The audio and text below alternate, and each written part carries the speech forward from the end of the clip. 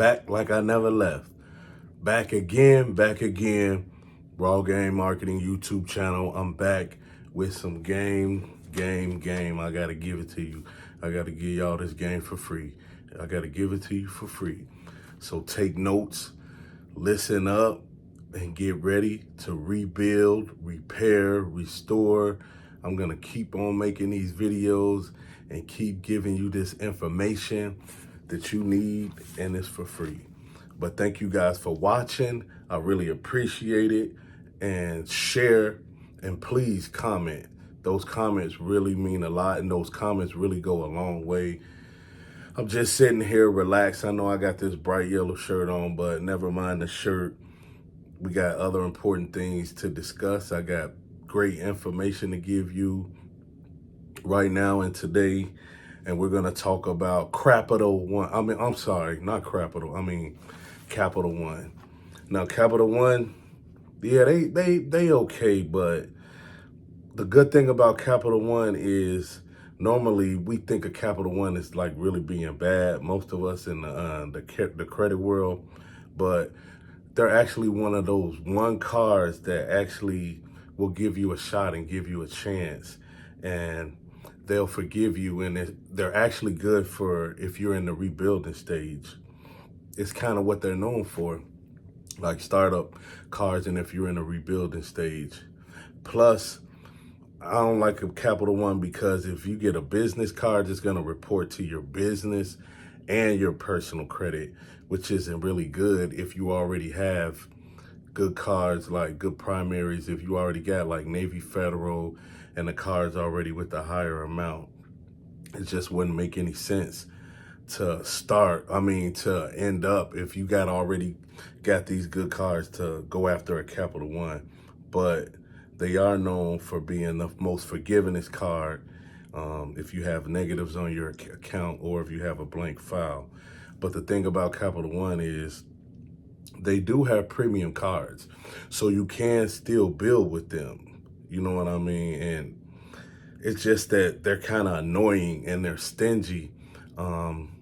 They give out low limits to most people. What they end up getting. I've had Capital One, and they did start me off with a low limit, but some of their products that they do offer is they do have a free checking account, and then they have a no-fee savings account. So that actually is a good thing. So as I always tell you, date before you marry. So you might want to open up a checking account or a savings account with them, warm them up a little bit, and then once you apply for their card, you might end up getting a high limit. You might get lucky. But later on the line, once you do get in good with them and you have a good relationship with Capital One, now they do have auto loans that's known for no docs and with high limits. So they are known to give you a high limit for a car or whatever vehicle you're trying to go off of. And they do have pre-qual, which means you can pre-qualify first for it before you actually decide to go with them. So that's a great thing. And then another thing about Capital One is they do have great travel cards, one of the best travel cards in the game.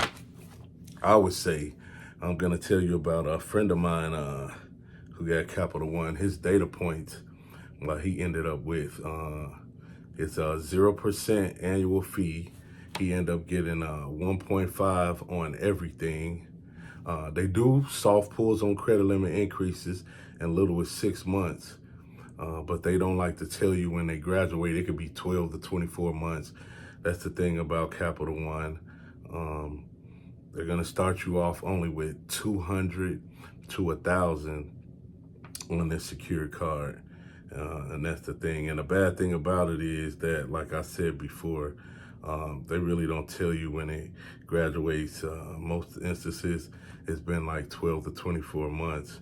And then it's the horror stories out. Sometimes some people, it hasn't been known to graduate for like 6 years, but that's okay. They do pull from all 3 credit bureaus. But if you're smart and you're thinking long term, you'll use that the blocking hack, which sometimes you can force a creditor to pull from whatever credit bureau you want to. But what I would do is I would block 2 of them and leave 1 open. I would block my TransUnion. Actually, I would block 1 of them and leave 2 open. This is known to work. I would block my TransUnion and leave my Equifax and Experian open. And the reason why I would block TransUnion is because if later on, if you think and learn long term, you're in a rebuilding stage pretty soon, or later on in your journey, you want to go after that Navy Federal card or the Apple card or the GM Rewards card, which pull from TransUnion. So you wouldn't have an inquiry on TransUnion if you blocked Trans and let them pull from the other 2. That will work out great for you. Now, the good thing about Capital One, they do have a great big premier card, which is called the Venture X card. Now, that Venture X card, this is the card that you could get the most bang for your buck travel card on the market, hands down. This is the best travel card. And this card is $349 annual fee. Then you turn around and you get a $300 travel credit. And then they offer $100 for global entry or TSA. You know how that is. You're in the airport, you want to skip the line, they give you that $300 credit, you pay for it, and you get that 100 back, which other cards offer those as well. But rebuilding, repairing, this is something great to have that you wouldn't get with a unsecured card because you won't have one. Now, they'd give 10K miles anniversary points that's worth $100 minimum. So if you total all that up, that's 400 plus value in a year. So that $349 annual fee, you're gonna get that back and then some within a whole year. So this is a great card to get if you can get it or you wanna work towards it. Now, they give you 10 times miles on hotels, rent-a-cars, if you book it through Capital One. So you have to book your hotel and your rent-a-car through Capital One and you'll get 10 times the points.